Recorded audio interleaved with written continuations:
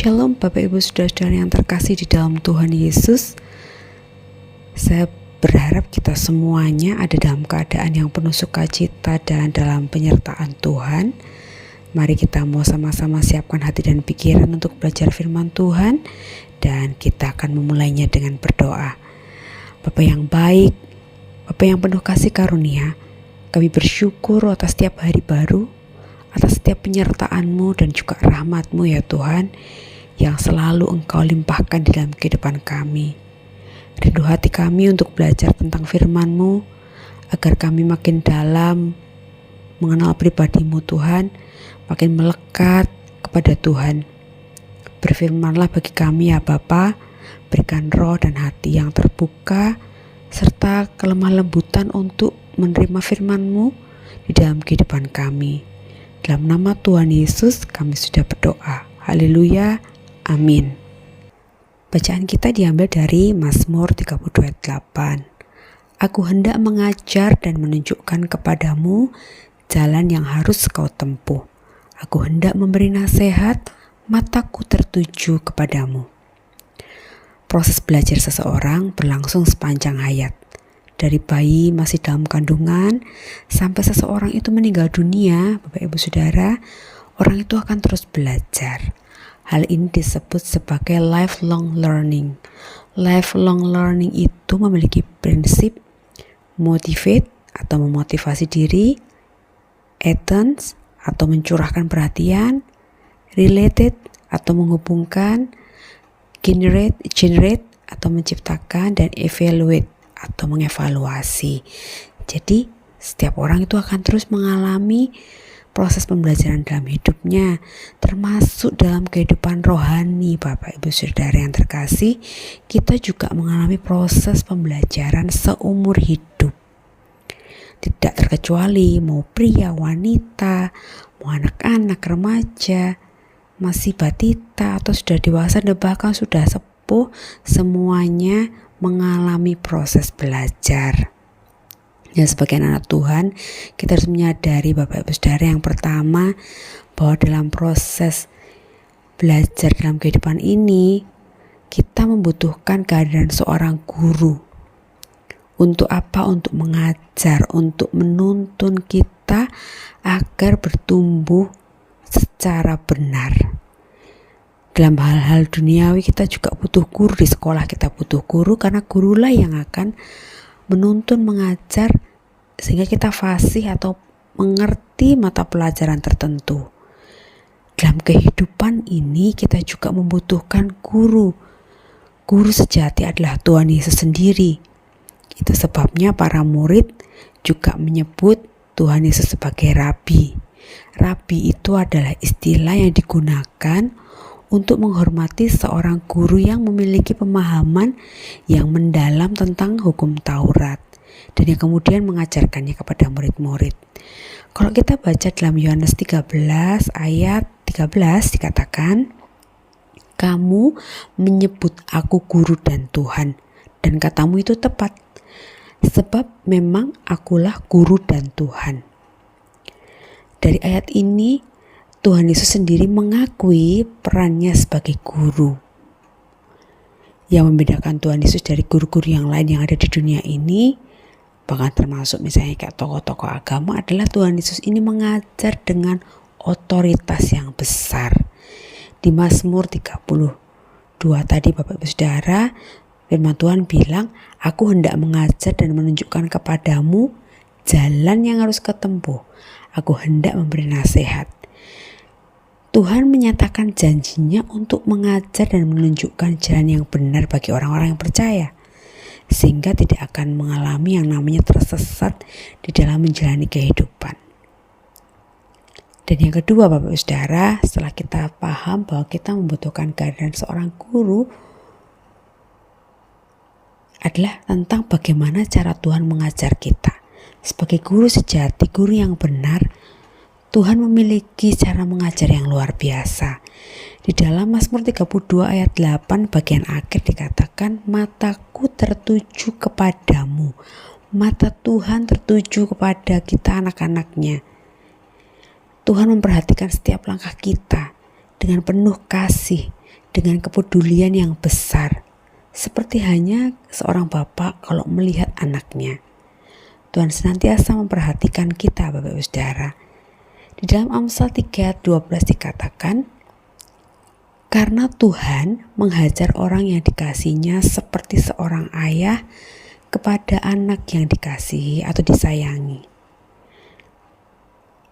Selain Tuhan itu memperhatikan kita sedemikian rupa, Tuhan juga mengajar kita dengan disiplin. Bukan berarti karena Tuhan memperhatikan kita lalu Tuhan menjadi guru yang gampangan, mengajar kita secara gampangan. Tidak, Tuhan mengajar kita ketika kita salah, ketika kita tidak tepat. Tetapi cara Tuhan mengajar adalah seperti seorang ayah kepada anaknya. Tidak mungkin menegakkan, bukan? Tapi penuh dengan rasa tanggung jawab supaya anaknya menjadi baik. Seperti itulah cara Tuhan mendidik kita, Bapak Ibu Saudara. Disiplin, tapi disiplin yang penuh kasih, supaya kita kuat, supaya kita benar di dalam Tuhan. Di dalam Matius 11 ayat 29 dikatakan, "Pikulah kuk yang kupasang dan belajarlah kepadaku, karena aku lemah lembut dan rendah hati dan jiwamu akan mendapat kelegaan." Dari ayat ini Tuhan mengkonfirmasi bahwa pribadi Kristus memang adalah guru yang sejati yang bisa menjadi teladan dan contoh hidup bagi kita anak-anaknya yang juga menjadi murid-muridnya. Banyak guru hebat di dunia ini dan guru-guru besar di dunia ini yang hanya bisa memberikan teori, tapi tidak dapat menjadi teladan dalam mengaplikasikan apa yang diajarkan atau disampaikan. Tapi tidak demikian dengan Tuhan Yesus. Tuhan Yesus tidak hanya menyampaikan materinya atau teorinya, tapi memberikan contoh dan teladan dalam sikap dan tindakan yang relevan dengan apa yang diajarkan. Tidak hanya mengajarkan firman, tetapi juga menjadi pelaku firman. Dan bahkan Tuhan menggenapi firman melalui kehidupannya dan kematiannya. Yang lebih luar biasa lagi Bapak Ibu Saudara, metode belajar yang Tuhan berikan dalam hidup kita ini tidak hanya secara teori yang bisa dibaca, atau kita menjadi orang-orang yang pasif. Tetapi Tuhan juga memberikan porsi kepada kita umatnya untuk juga berperan aktif dalam proses kita belajar tentang kehidupan dan kebenaran. Karena Tuhan juga memberikan porsi kuk itu kepada kita untuk dipikul bersama-sama dengan Kristus.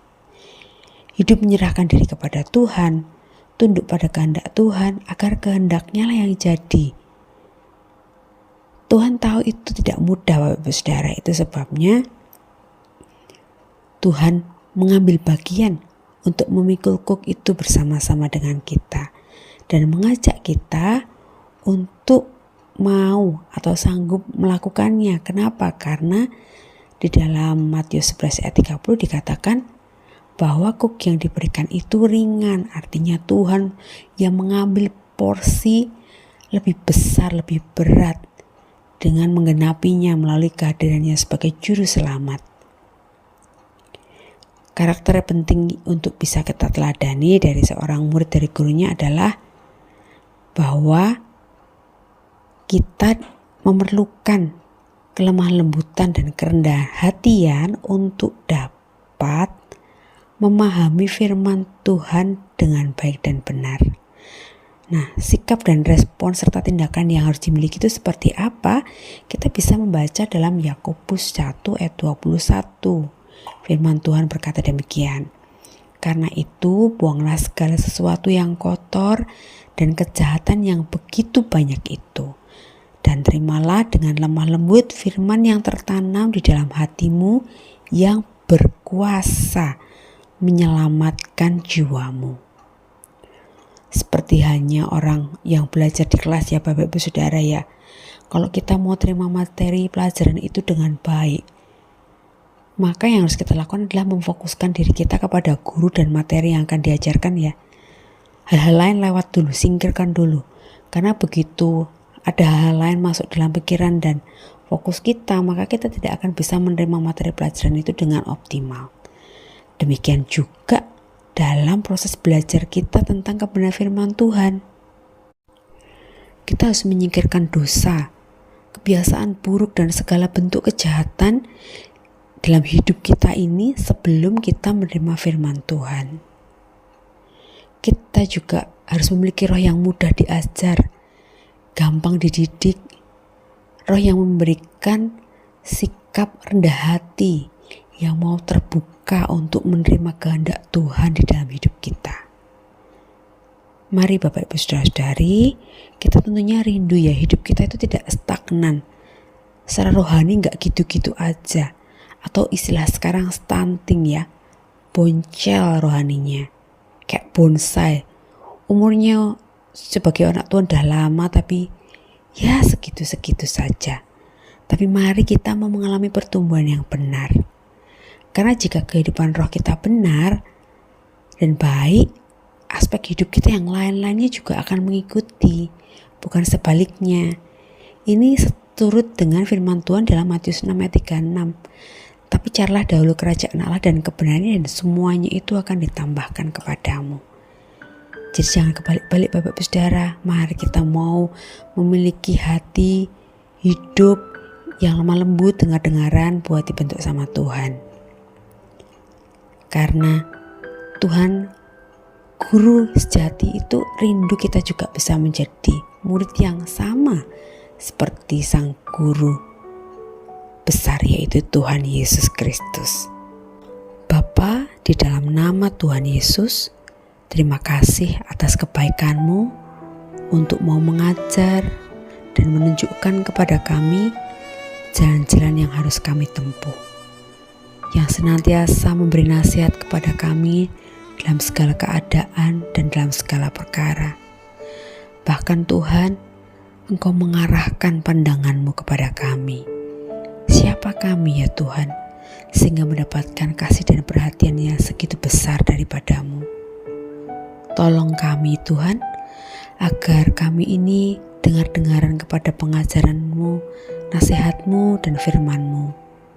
Berikan juga kepada kami hati yang lemah lembut dan hati yang senantiasa terbuka untuk mau dibentuk oleh firman-Mu ya Tuhan. Kami tahu kami tidak dapat berjalan sendiri dalam kami memahami dan menjalani kehidupan ini dengan benar. Tolong kami ya Tuhan, setiap hari, di setiap waktu. Berkati kami semua yang sudah mendengar firman-Mu. Berkati juga gereja-Mu. Memberkati bangsa dan negara ini ya Tuhan. Biarlah nama-Mu dimasyhurkan atas kami, atas gereja-Mu dan juga bangsa dan negara ini. Terima kasih Bapa, terima kasih Tuhan Yesus, terima kasih Roh Kudus. Dalam nama Tuhan Yesus Kristus kami sudah berdoa dan mengucap syukur. Haleluya, amin. Mari Bapak Ibu Saudara-saudari, kita terus membangun sikap hati yang senantiasa menjadi seperti murid yang mau taat sama guru dan dengar-dengaran. Tuhan Yesus memberkati kita semua. Sampai ketemu di KPA berikutnya.